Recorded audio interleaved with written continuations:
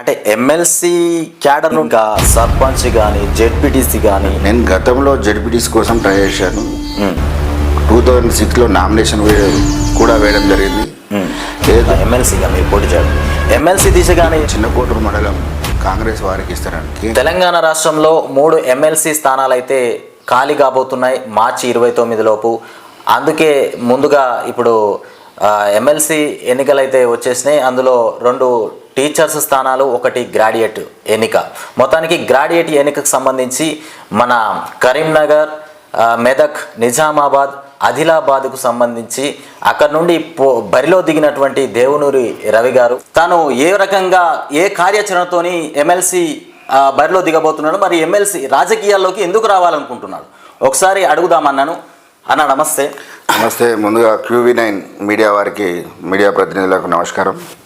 అన్న, మీరు రాజకీయాల్లోకి ఎందుకు రాబోతున్నారు? మీరు న్యాయవాది వృత్తిలో కూడా చాలా సేవలు అందించినారని తెలుసు. మీ పేరు చుట్టుపక్కల తెలంగాణ రాష్ట్ర వ్యాప్తంగా కూడా జిల్లాల్లో కొంతవరకు మీ పేరంటే బాగానే తెలుసు. అట్లాంటి న్యాయవాది వృత్తిలో ఉండి కూడా ఇంత సేవ చేసి కూడా మళ్ళీ మీరు రాజకీయాల్లోకి ఎందుకు రావాలనుకుంటున్నారు? చూడండి, మాది రాజకీయ నేపథ్యం గల కుటుంబము. మా నాన్నగారు గత 55 సంవత్సరాల నుంచి ప్రజా జీవితంలో రాజకీయాల్లో ఉన్నాడు.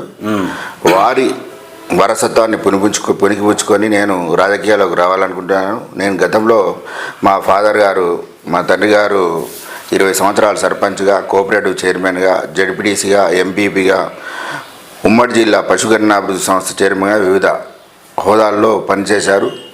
ఎప్పుడు కూడా అతను ప్రజా జీవితంలో ఉండి ప్రజలకు సేవ చేయడం, అది కూడా దాన్ని పుణికిపుచ్చుకొని నేను కూడా రాజకీయాల్లో ప్రజలకు సేవ చేయాలని ముందుకు వస్తున్నాను. ఇప్పుడు మీరు ఏ కార్యాచరణతోని ఎలాంటి గైడ్లైన్స్ తీసుకొని ఇప్పుడు ఎన్నికల్లోకి పోతున్నారు?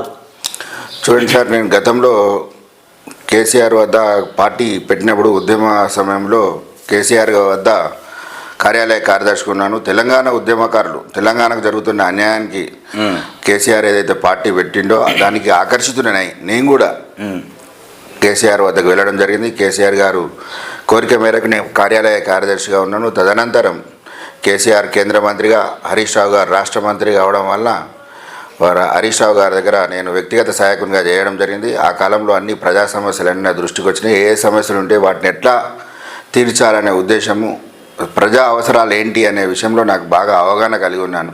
సామాజిక అవగాహన కలిగిన వ్యక్తిగా నేను ప్రజా జీవితంలోకి రావాలనుకుంటున్నాను. ఓకే.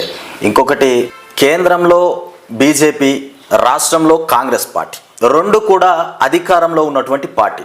ఈ 2 పార్టీలు కూడా బలమైనటువంటి అభ్యర్థులను నిలబెట్టినాయి. వాళ్ళు ఇప్పుడు కేంద్రంలో బీజేపీ ఉంది కాబట్టి, రాష్ట్రంలో కాంగ్రెస్ ఉంది కాబట్టి ఖచ్చితంగా ఓట్లు పడతాయనేటువంటి నమ్మకంతో వాళ్ళు ముందుకు పోతా ఉన్నారు.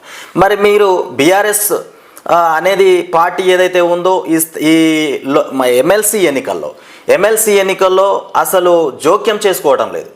ఏది కేసీఆర్ కానీ, హరీష్ కానీ, కేటీఆర్ కానీ వీళ్ళు ఎవరు కూడా మాట్లాడట్లేదు ఎమ్మెల్సీ ఎన్నికలకు సంబంధించి. మరి మీరు బీఆర్ఎస్ పార్టీకి సంబంధించిన వ్యక్తిని అని చెప్తూ ఇటు హరీష్ పేరు చెప్తూ ముందుకు పోతా ఉన్నారు. మరి మీకు ఓట్లు పడతాయనేటువంటి బలమైన నమ్మకం ఎట్లా ఉన్నది? మీరు ఖచ్చితంగా ఎమ్మెల్సీగా గెలుపొందుతారనేటువంటి ఆలోచన మీకు ఎట్లా వస్తుంది?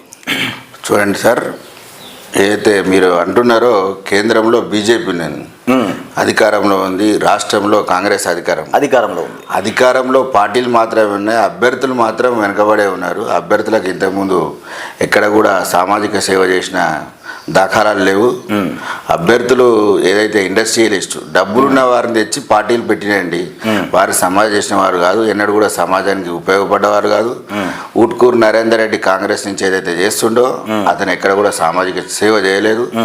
అతను బాగా ఫీజులు దండుకొని విద్యా సంస్థలు నడిపి ఆ వచ్చిన పెట్టుబడులు ఇప్పుడు పరోక్షంగా పెడుతుండు. అక్కడ బాగా లబ్ధి పొంది ఇక్కడ పెడుతుండు. ఏదైతే అంజిరెడ్డి ఉన్నాడో ఆయన కూడా పారిశ్రామికవేత్త, ఇండస్ట్రియలిస్టు, అతన్ని బీజేపీ పార్టీ పెట్టింది. కానీ అక్కడ ఎక్కడ కూడా వారి గుర్తింపు అయితే బయట లేదు. అదేవిధంగా నేనైతే ఇండిపెండెంట్గా చేస్తున్నాను. గతంలో టీఆర్ఎస్ చేసిన కాబట్టి టీఆర్ఎస్ శ్రేణులు అని చెప్తున్నాను, కానీ నేను ఎప్పుడు కూడా వారి పేరు ఉపయోగించి వారు నాకు సపోర్ట్ చేస్తారు అని నేను డైరెక్ట్ చెప్పాలి. పరోక్షంగా వారి శ్రేణులకు చెప్పి మద్దతు ఇస్తారని మాత్రమే ఆశిస్తున్నాను అని అన్నాను. కాంగ్రెస్ అభ్యర్థి, కాంగ్రెస్ వాళ్ళు నిలబెట్టినటువంటి అభ్యర్థి, వాళ్ళు కాంగ్రెస్ వాళ్ళు ఇచ్చేటువంటి పథకాలను బట్టి ఇవాళ మాకు ఓటింగ్ పడుతుందని ఆయన అనుకుంటున్నాడు కావచ్చు. ఇంకొక విషయం ఏంటంటే ఇక్కడ పథకాలకు సంబంధించి నిరుపేద వాళ్ళు, చిన్నకారి రైతులకు సంబంధించి ఇట్లాంటి విషయాల్లో కాంగ్రెస్ దెబ్బతిన్నది. దాదాపుగా వాళ్ళు ఇచ్చినటువంటి హామీలు నెరవేర్చకపోవడం వల్ల ఓటింగ్ రాదు అంటే ఈ సామాన్య ప్రజల నుండి ఓటింగ్ రాకపోవచ్చు. గ్రాడ్యుయేట్స్కి సంబంధించినటువంటి ఎన్నికలు కాబట్టి పట్టభద్రులు అంటే డిగ్రీ చదువుకున్నటువంటి వ్యక్తులు, వీళ్ళకు కొంత నాలెడ్జ్ ఉంటుంది, తప్పకుండా నాలెడ్జ్ గల వ్యక్తులే వీళ్ళు మరి ఓటు ఏ రకంగా అంటే కాంగ్రెస్కు వేద్దామనుకుంటున్నారా, వేయొద్దనుకుంటున్నారా? చూడండి, ప్రభుత్వాలు ఇచ్చే హామీలన్నీ ఎప్పుడు కూడా నెరవేర్చలేకపోతున్నాయి. గత ప్రభుత్వం కానీ ఈ ప్రభుత్వం కానీ ఉద్యోగుల పట్ల, నిరుద్యోగుల పట్ల చేసింది ఏం లేదు. నిరుద్యోగ భృతి ప్రకటించి ఇంతవరకు అమలు చేయడం లేదు. కాంగ్రెస్ గవర్నమెంట్ కూడా ఎన్నికల హామీలో మేనిఫెస్టోలో నిరుద్యోగ భృతి 4,000 రూపాయలు ఒక్కొక్క డిగ్రీ విద్యార్థికి నెలకు 4,000 రూపాయలు ఇస్తా అని చెప్పింది. ఇంతవరకు ఆ భృతి చెల్లించడం లేదు. వాళ్ళు 6 గ్యారంటీలు అన్నారు, 6 గ్యారంటీలు కూడా ఇంతవరకు అమలు చేయట్లేదు. పేదలకు ఇండ్లు అన్నారు, ఆ పేదలకు ఇండ్లు మొత్తం మండల్ లెవెల్లో 300 ఇండ్లు వస్తే ఊరికి 2 కూడా రావడం లేదు. ఎంతోమంది నిరుపేదలు ఉన్నారు, వారి పూర్తి మద్దతు ఏదైతే డిగ్రీ విద్యార్థులు, నిరుద్యోగులు, రిటైర్డ్ ఎంప్లాయీస్కి సంబంధించి ఇంతవరకు వారి బెనిఫిట్స్ రిటైర్డ్ అయినాక వారి బెనిఫిట్స్ సకాలంలో అందట్లేదు.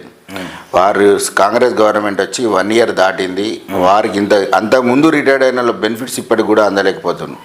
అందుకోసం వారందరూ కూడా నన్ను ఆశీర్వదించి నన్ను గెలిపిస్తారని భావిస్తున్నాను. ఓకే, ఇంకొకటి గ్రాడ్యుయేట్స్ వాళ్ళ దగ్గరికి మీరు వెళ్ళి ఓటు ఏ రకంగా అడుగుతున్నారు అంటే కాంగ్రెస్ వైఫల్యాలు, బీజేపీ వైఫల్యాలు చెప్తూ వెళ్తున్నారా, లేదంటే మేము ఈ సేవ చేస్తామని చెప్తూ వాళ్ళకు ఎలాంటి గైడ్లైన్స్తో మీరు ముందుకు పోతారు? ఓటు అడగాలంటే ఏదో ఒకటి చెప్పాలి. పార్టీ అది ఇప్పుడు బీజేపీని, కాంగ్రెస్ను విమర్శిస్తే మీకు ఓటు పడుతుంది. మరి ఏ రకంగా ముందుకు వెళ్తారు, ఎట్లా చెప్తున్నారు వాళ్ళకి? చూడండి, ఇప్పుడు ఈ పట్టభద్రుల ఎన్నికల్లో అందరు కూడా సోషల్ మీడియా యాక్టివ్గా పనిచేస్తుంది. సోషల్ మీడియాను అందరూ కూడా ఉపయోగించుకుంటున్నారు. ఎవరు ఏంటి, ప్రభుత్వాలు ఏంటి అనేది పూర్తిగా గమనిస్తున్నారు. వారు కాంగ్రెస్ ప్రభుత్వం మేము చేయలేకపోతుంది, ఇప్పటికి కూడా 1.5 సంవత్సరం. అందుకోసం ఉద్యోగులు, టీఎన్జిఓలు, టీజీఓలు, రిటైర్డ్ ఉద్యోగులు, విద్యార్థులు అందరి మద్దతు నాకు ఉంటుందని భావిస్తున్నాను. అందరికి కూడా సామూహికంగా అప్పీల్ చేస్తున్నాను. వ్యక్తిగతంగా ఇది పెద్ద కాన్స్టిట్యున్సీ, ఇండివిజువల్గా కలవలేకపోతున్నాం. 15 రోజులు మాత్రమే ఉన్నది. 15 రోజులు ఉండి ముఖ్యంగా నేను బార్ అసోసియేషన్, నేను న్యాయవాదిగా ఉన్నా కాబట్టి న్యాయవాది తరఫున నాకు నా మీద పూర్తిగా అవగాహన ఉన్నది. నేనేంటో అనేది వివిధ బార్లకు తెలుసు. గతంలో నేను బార్ ప్రెసిడెంట్గా కూడా చేశాను సిద్దిపేటలో. అన్ని బార్ అసోసియేషన్, తెలంగాణలో ఉన్న అన్ని బార్ అసోసియేషన్ల మద్దతు నాకు ఉంటుందని అనుకుంటున్నాను. అలాగే వారి లిటియన్స్, వారి దగ్గర ఉన్న లిటియన్స్ మరియు నిరుద్యోగుల పక్షాన్ని నేను సిద్దిపేటలో కూడా గతంలో వివిధ మోడల్ టెస్టులు కండక్ట్ చేయించడం జరిగినది. కాంపిటేటివ్ ఎగ్జామ్స్ కొరకు మోడల్ టెస్ట్ కూడా గతంలో నేను నిర్వహించినాను. ఉచితంగా, ఎలాంటి ఫీజులు లేకుండా ఉచితంగా నిర్వహించడం జరిగింది. అందుకోసం ఆ విషయాలు మా సిద్దిపేట ప్రాంత వాసులు కూడా మిగతా జిల్లాలకు చెప్తారని ఆశిస్తూ అందరి సంపూర్ణ మద్దతు నేను కోరుతున్నాను. ఓకే అన్న, ఇప్పుడు ఎమ్మెల్సీ ఎన్నికల్లో గెలుపొందిన తర్వాత మీరు ఏం చేద్దాం అనుకున్నారు? ఇంకొకటి ఏంటంటే మీరు న్యాయవాద వృత్తిలో ఉండి కూడా ఆ ప్రజల్లోకి చాలా దగ్గర అయిపోయినారు, ప్రజలకు అందుబాటులో ఉన్నారు. మరి ఇప్పుడు రాజకీయాల్లోకి వచ్చి ఏం చేద్దాం అనుకుంటున్నారు మీరు? చూడండి, న్యాయవాద వృత్తిలో ఉండి నేను సామాజిక సేవ చేసిన విషయం మీకు విదితమే. అది కాన్స్టిట్యున్సీకే పరిమితము. పూర్తి స్థాయిలో ఇక్కడ ఉన్న ఈ విస్తీర్ణం పెద్దది, కాన్స్టిట్యున్సీ పరిధి పెద్దది. కాన్స్టిట్యున్సీ పరిధిలో ఉన్న బిలో పవర్టీ, అణగారిన వర్గాలకు నేను ఏదో రకంగా సహాయపడాలనే ఉద్దేశంతో ఈ బరిలోకి దిగినాను. నేను ఒకవేళ ఎమ్మెల్సీగా ఎన్నికైన అయితే నిరుద్యోగ భృతి చెల్లించే విధంగా కృషి చేస్తాను. అలాగే జాబ్ క్యాలెండర్, ప్రతి సంవత్సరం జాబ్ క్యాలెండర్ వేసే విధంగా ప్రయత్నిస్తాను. గతంలో నేను డిగ్రీ అయిపోయి నాకు 33 సంవత్సరాలు అయితే, సుమారు 33 సంవత్సరాల నుంచి ఎప్పుడు కూడా జాబ్ క్యాలెండరు టైం టేబుల్ ప్రకారం ప్రకటించలేదు. గతంలో టీఎస్పిఎస్సి కానీ, ప్రస్తుత టీఎస్పిఎస్సి కానీ, ఏపీపీఎస్సి కానీ ఎప్పుడైనా నోటిఫికేషన్ విడుదల చేసిన తర్వాత రిజల్ట్లో జాప్యం, రిజల్ట్ ప్రకటించిన తర్వాత కోర్టు కేసులు వేయడం, అలా జాప్యమై టీఎస్పిఎస్సి మీద పూర్తిగా నమ్మకాన్ని కోల్పోయినారు. ఆ నమ్మకాన్ని పునరుద్ధరించేటట్టుగా నేను దిశగా కృషి చేస్తాను. ఒకే సంవత్సరం నోటిఫికేషన్, రిజల్ట్, రిక్రూట్మెంట్ ఒకే సంవత్సరంలో అయిపోయే విధంగా కృషి చేస్తాను. ఇప్పుడు పట్టభద్రుల ఎన్నికల్లో మీరు గతంలో కూడా పోటీ చేసినట్టుగా ఉన్నది. అప్పుడు కూడా మరి ఏ రకంగా రిజల్ట్ వచ్చింది? అప్పుడు మీరు ఏ పార్టీ నుండి గెలిచిన పోటీ చేసినారా, లేదంటే ఇండిపెండెంట్గానే పోటీ చేసినారా? అప్పుడు గతంలో ఇండిపెండెంట్గా పోటీ చేయడం జరిగినది. గతంలో నేను 19 మంది కాంటాక్ట్ చేస్తే నేను 6వ ప్లేస్లో ఉన్నాను. నేను వ్యక్తిగతంగా చేసిన 2వ ప్రధాని. అప్పుడు తెలంగాణలో నిరుద్యోగ సమస్య బాగుండే. అప్పుడు కాంగ్రెస్ గవర్నమెంట్ ప్రతిపక్షంలో ఉన్నది కాబట్టి టీఆర్ఎస్ గవర్నమెంట్కు జీవన్ రెడ్డి ప్రతిపక్షంలో ఉండి అడగలుగుతారని అప్పుడు జీవన్ రెడ్డి గారికి మొదటి ప్రాధాన్యత ఇవ్వడం వల్ల నేను పోటీ నుంచి కొంచెం పక్కకు తప్పుకున్నాను. అలాగే టీఆర్ఎస్ కూడా group 1 officer Chandrashekar RTO DTC ఉండే, అతను డిస్ట్రిక్ట్ ట్రాన్స్పోర్ట్ ఆఫీసర్, ఆయనకు పరోక్షంగా మద్దతు ఇవ్వడం వల్ల నేను పరోక్షంగా విరమించుకోవడం జరిగింది. నా మొదటి ఓటు కూడా మీకే వేసినానన్న. ఆ సమయంలో నాకు అప్పుడే ఎమ్మెల్సీగా ఓటు హక్కు వచ్చింది. ఆ సమయంలో మీకే నేను ఓటేసినాను అప్పుడు. ఇప్పుడు అన్న ధన్యవాదములు. ఇంకొక విషయం ఏంటంటే, ఇక్కడ బరిలో అటు కాంగ్రెస్ పార్టీ నుండి ఇటు బీజేపీ నుండి గట్టి అభ్యర్థులైతే పోటీలో దిగిండ్రు. మీరు ఎలాంటి బలం లేకుండా మీరు వ్యక్తిగత బలంతో వెళ్తున్నారా, మరి ఏదైనా పార్టీ చొరవతో వెళ్తున్నారా, మరి ఏ దిశతోని మీరు ఆ ఎన్నికల్లో పాల్గొనబోతున్నారు? ఎలాంటి ధైర్యంతో మీరు ముందుకు పోతున్నారా? చూడండి సార్, ఇక్కడ యువ విద్యార్థి పట్టభద్రులు ఎవరైతే ఉన్నారో, టీచర్సు, ఈ మధ్యనే సెలెక్ట్ కావడిన లెక్చరర్స్, వారి పూర్తి సంపూర్ణ సహకారం నాకుంది. యువత ఇంకా ఉద్యోగాలు వారు చాలామంది ఉన్నారు. ఎవరైతే బీజేపీ నుంచి చేస్తుండో ఆ అభ్యర్థి పటాన్ చెరు మటుకే పరిమితము. అతను ఎప్పుడు కూడా ప్రజా జీవితంలో లేడు, అతను ఇండస్ట్రియలిస్టు. కాంగ్రెస్ నుంచి ఏదైతే చేస్తుండో ఉట్కూరు నరేందర్ రెడ్డి విద్యా సంస్థలు పెట్టి వాటిలో లబ్ధి పొంది ఇప్పుడు రాజకీయాల్లోకి రావాలనుకుంటుండు. అతను కూడా విద్యా సంస్థల్లో సేవ చేసింది ఏం లేదు. విద్యార్థులకు ఎలాంటి ఫీజు తగ్గింపు విషయంలో ఎలాంటి చొరవ చూపించలేదు. పూర్తి స్థాయిలో ఫీజులు కట్టించుకొని ఆ విద్యారంగంలో ఎలాంటి సేవ చేయకుండా ఇప్పుడు మీ ముందుకు వస్తున్నాడు ఎన్నికల్లోకి. ఇంకొకటి, ఇప్పుడు మీరు హరీష్ రావు దగ్గర వర్క్ చేసినామని చెప్పినారు, కేసీఆర్ దగ్గర కూడా గతంలో పని చేసినామని చెప్తున్నారు. మరి మీరు బరిలో దిగుతున్న విషయంలో కేసీఆర్ కానీ హరీష్ రావు గారు కానీ ఏమైనా మాట్లాడే అవకాశాలు ఉన్నాయనుకుంటున్నారా? వాళ్ళు వ్యక్తిగతంగా అంటే వెనక నుండైనా చెప్పే అవకాశాలు ఉన్నాయా మీకోసం? వాళ్ళు చూడండి సార్, పార్టీ అధిష్టానం నిర్ణయం మేరకు అధిష్టానం స్థానిక సంస్థల ఎన్నికలు దృష్టిలో పెట్టుకొని ఈసారి పోటీ చేయడం లేదు. రాబోయే ఎన్నికలు త్వరలో స్థానిక సంస్థల ఎన్నికలు రాబోతున్నాయి కాబట్టి వాటి మీద దృష్టి కేంద్రీకరించారు. పరోక్షంగా వారి మద్దతు నాకు సంపూర్ణంగా ఉంటుందని అనుకుంటున్నాను. టీఆర్ఎస్ శ్రేణులు పూర్తిగా నాకు మద్దతు ఇస్తాను. టీఆర్ఎస్ ఆవిర్భావం నుంచి ఉన్న వ్యక్తులు ఎవరైతే ఉన్నారో వారికి పూర్తిగా నేనంటే ఏందో తెలుసు, నేను తెలుసు వ్యక్తిగతంగా. కావున అన్ని జిల్లాల శాసనసభ్యులు, పార్లమెంటు సభ్యులు, ఎంపీపీలు, ప్రజాప్రతినిధులు వారి శ్రేణులకు చెప్పి నాకు ఓటు వేపిస్తారని నమ్మకంతో ఉన్నాను. బయట ఒక విషయం ఏంటంటే, బయట ఏమనుకుంటున్నారంటే దేవునూరి రవి గారు ఎన్నికల్లో పోటీ చేయడానికంటే ముందు ఏ పార్టీ నుండి పోటీ చేస్తున్నట్టుగా చెప్పకుండా ఇండిపెండెంట్గా వస్తున్నాను, అటు హరీష్ పేరు కానీ ఇటు కేసీఆర్ పేరు కానీ బీఆర్ఎస్ పార్టీ సంబంధించిన విషయాలు మాట్లాడకుండా ఇండిపెండెంట్గా వచ్చి పోటీ చేస్తున్నానని చెప్పి మధ్యలో తనకు కరెక్ట్ అయినటువంటి బలం చేకూరకపోయేసరికల్లా మళ్ళీ హరీష్ రావు పేరును, కేసీఆర్ పేరును తెరపైకి తీసుకొచ్చినటువంటి వాదనలు వినిపిస్తున్నాయి. దాని గురించి మీరు ఏం చెప్తారన్న? చూడండి సార్, నేను గతంలో నుంచే నేను ఇండిపెండెంట్గా చేస్తున్నాను. నాకు తెలిసిన సమాచారం బట్టికే టీఆర్ఎస్ టికెట్ ఇవ్వదనే ఉద్దేశంతో ఉండే. టీఆర్ఎస్ ఈసారి ఎన్నికల్లో అభ్యర్థి నిలబెట్టదనే ప్రచారం నాకు ముందు నుంచే తెలుసు, నాకున్న సమాచారాన్ని బట్టి. అందుకోసం నేను ఇండిపెండెంట్గా చేస్తున్నాను. ఫస్ట్ నుంచి చెప్పాను, ఇప్పుడు కూడా ఇండిపెండెంట్గా చెప్తున్నాను. టీఆర్ఎస్ పార్టీ శ్రేణుల మద్దతు ఉంటుందని మాత్రమే చెప్తున్నాను. టీఆర్ఎస్లో అంతరంగికంగా నాకు దగ్గర వాళ్ళే అందరూ, నేను కూడా టీఆర్ఎస్లో అనుబంధంగా ఉండి చేశాను. ఒక విషయం ఏంటంటే, మీరు ఆ టీఆర్ఎస్ పేరు చెప్పకుండా నేను ముందుకు పోతే ఓట్లు పడతాయేమో అని ఆలోచనతో మీరు ముందుకు వెళ్ళినట్టుగా, మధ్యలో మీకు బలం కరెక్ట్గా అందకపోయేసరికల్లా మళ్ళీ బీఆర్ఎస్ అనే పార్టీ హరీష్ రావు అనే పేరు తీసుకొచ్చినట్టుగా కొంతమంది అనుకుంటున్నారన్న. దాని విషయంలో మీరేమంటారు? అంటే మీరు మొదట్లో రాజకీయాల్లో రకరకాలుగా అనుకుంటారండి. కాకపోతే నేను మొదటి నుంచి కూడా నా బలగము టీఆర్ఎస్ శ్రేణులే. అంటే మీకు ఇప్పుడు ఓటింగ్ ఎక్కడి నుండి పడుతుంది అనుకుంటున్నారు? మీ నేను సహాయం, ప్రజలకు మీరు చేసిన హెల్ప్ వల్ల పడుతుంది అనుకుంటున్నారా, లేకపోతే బీఆర్ఎస్కు సంబంధించిన వాళ్ళే ఓటేస్తారు అనుకుంటున్నారా, లేకపోతే ఇంకా పార్టీలకు సంబంధించిన వాళ్ళు కూడా మీరు చేసిన వ్యక్తిగత సేవ వల్ల ఓటింగ్ పడుతుంది అనుకుంటున్నారా? చూడండి సార్, నేను ప్రజా జీవితంలోనూ తెలంగాణ ఉద్యమకారులపై తెలంగాణ ఎజిటేషన్ మూమెంట్లో ఎవరైతే తెలంగాణ ఉద్యమకారులపై కేసులు ఏవైతే చేసిండ్రో వాటిని అన్నింటినీ ఉమ్మడి జిల్లాలో ఫ్రీగా ఉచితంగా వాదించడం, అలాగే మా నాన్నగారు రాజకీయాల్లో ఉండి తర్వాత నేను హరీష్ రావు గారి వద్ద ఉండడం వలన, ప్రజా జీవితంలో ఉండడం వల్ల ఇక్కడ నిరుపేదలకు, బిలో పవర్టీ లైన్లో ఉన్నారు అణగారిన వర్గాలకు నేను ఉచితంగా సేవ చేయడం జరిగినది. నామమాత్రం ఫీజులు మాత్రమే తీసుకొని నేను ఇక్కడ వాదించడం జరిగినది. ఇక్కడి ప్రాంత ప్రజలకు నేనేంటో తెలుసు, అందుకోసం నా గురించి తెలుసు కాబట్టి ఉమ్మడి జిల్లాలోని టీఆర్ఎస్ శ్రేణులు మరియు టీఆర్ఎస్ వర్గాలు, సామాజిక అవగాహన కలిగిన సామాజిక కార్యకర్తలు, ప్రజాప్రతినిధులు అందరూ కూడా నాకు మద్దతు ఇస్తారని ఆశిస్తున్నాను.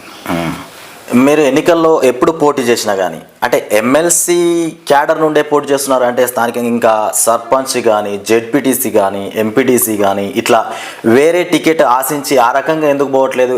ఇది రెండోసారి అనుకుంటా ఎమ్మెల్సీగా మీరు పోటీ చేయడం. ఎమ్మెల్సీ దిశగానే ఎందుకు ప్రయాణం చేస్తున్నారు మీరు అసలు? చూడండి సార్, ఇప్పుడు గ్రామంలో ఉండేటి అన్ని చిన్న చిన్న సమస్యలండి. గ్రామంలో ఉండేటి నేను గతంలో జెడ్పీటీసీ కోసం ట్రై చేశాను. 2006లో నామినేషన్ కూడా వేయడం జరిగింది. ఏదో పొత్తులో భాగంగా అది చిన్నకోటూరు మండలం కాంగ్రెస్ వారికి ఇస్తారండి. కాంగ్రెస్ టీఆర్ఎస్ వారి పొత్తు ఉండేప్పుడు పొత్తులో భాగంగా అది టీఆర్ఎస్ కేటాయిస్తారు, కాంగ్రెస్ కేటాయిస్తారు అన్నప్పుడు నేను స్వతహాగా ఇండిపెండెంట్గా నామినేషన్ వేయడం జరిగింది. జెడ్పీటీసీగా 2006లో నామినేషన్ వేయడం జరిగింది. అదే సంవత్సరము లాస్ట్ చివరి నిమిషంలో పొత్తులు చిత్తవడం వలన, బొత్తులు విడిపోవడం వలన మా తండ్రి గారికి బీఫామ్ టీఆర్ఎస్ నుండి బీఫామ్ ఇవ్వడం జరిగింది.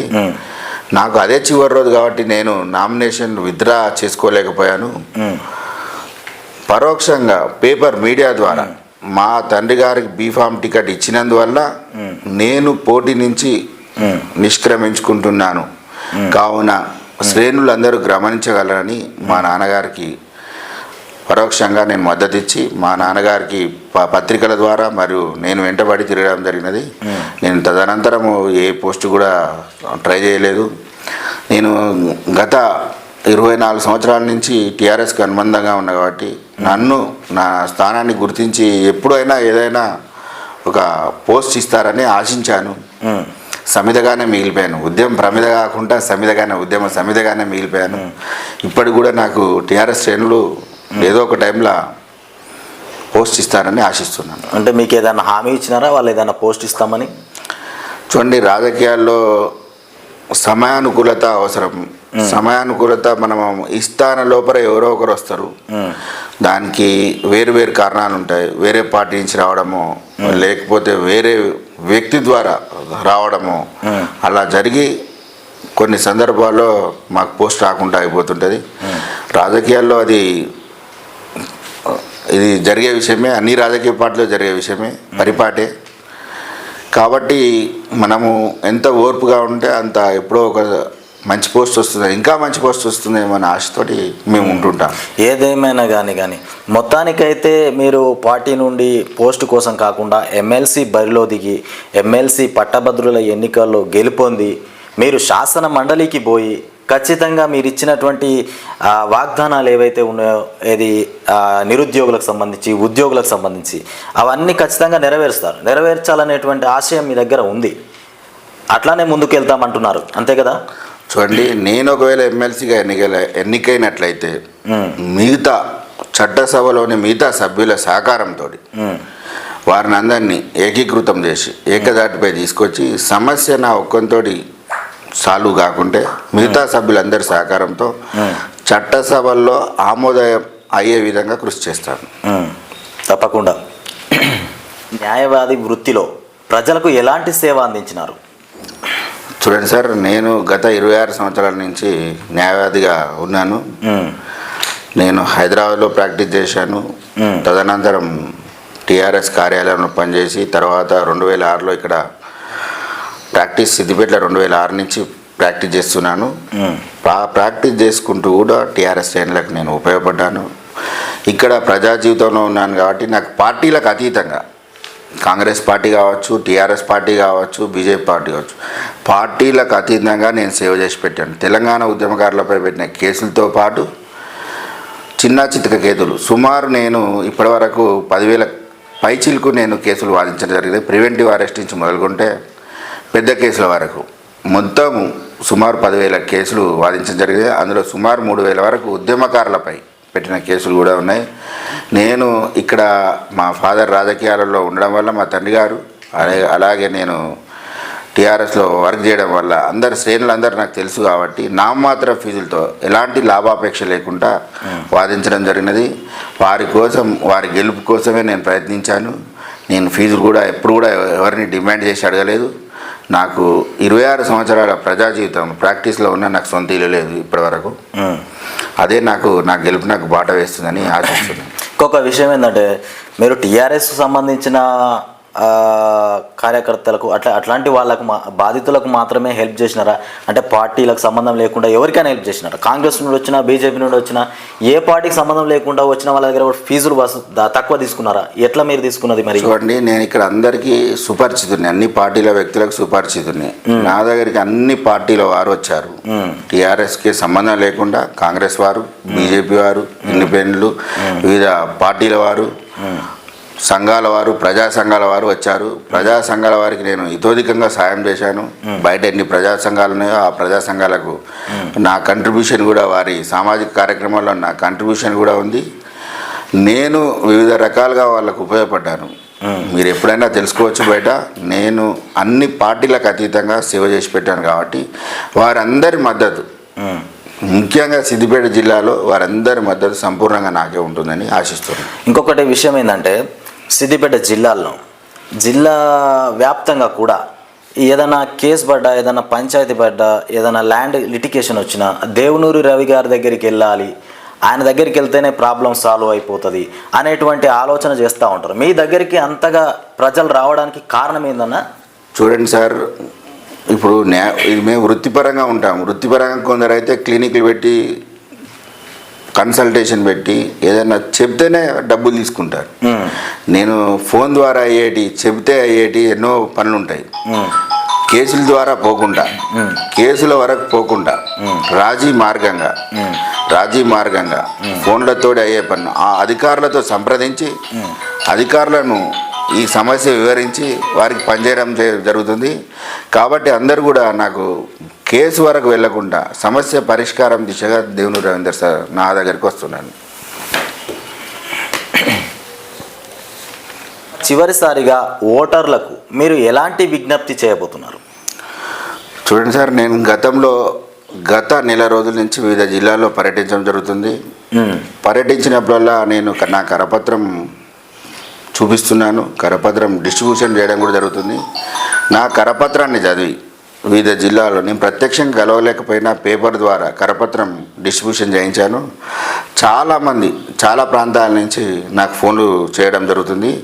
సార్, మీలాంటి వారు ముందుకు జరగాలి, మా సపోర్టు మీకు ఉంటుంది, మీరు ఎలాంటి పరిస్థితుల్లో విత్డ్రా కాకండి, మా సపోర్ట్ మీకే ఉంటుంది, మీరు ముందరికి వెళ్ళండి, మేము ఉంటాం, గెలిపే లక్ష్యంగా మీరు ముందుకు సాగండి అని అంటున్నారు. చాలామంది టీచర్లు, లెక్చరర్స్ మరియు వివిధ సంఘాలు, టీఎన్జిఓలు, మీకు సమస్యల పట్ల అవగాహన, సామాజిక అవగాహన ఉన్నది కాబట్టి మీలాంటి వారు ముందుకెళ్తే మా సమస్యలు తీరే అవకాశం ఉంది, కావున మీరు ఉండాలి మీలాంటి వారు అని ఇతోధికంగా నాకు చాలామంది ఫోన్ చేస్తున్నారు. వారందరికీ మరోసారి విజ్ఞప్తి చేస్తున్నాను ఏంటంటే, మీరందరూ నా కరపత్రాన్ని చదవండి. నాకు సామాజిక సమస్యల పట్ల అవగాహనది.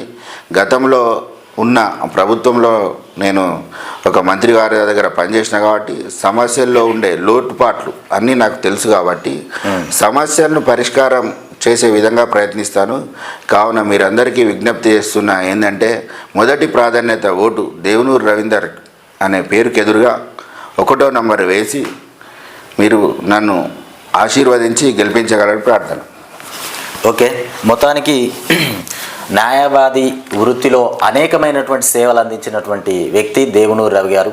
తను ఇప్పుడు ఎమ్మెల్సీ బరిలో దిగబోతున్నాడు కాబట్టి, అంటే ఎన్నికల్లో ఉన్నాడు కాబట్టి ఖచ్చితంగా గెలిపించాలి, నన్ను శాసన మండలికి పంపించాలి, నిరుద్యోగుల పట్ల ఉద్యోగుల పట్ల ఉన్నటువంటి సమస్యలన్నీ నేను ఆ మండలిలో తెలుపుతానని చెప్తున్నటువంటి అన్నగా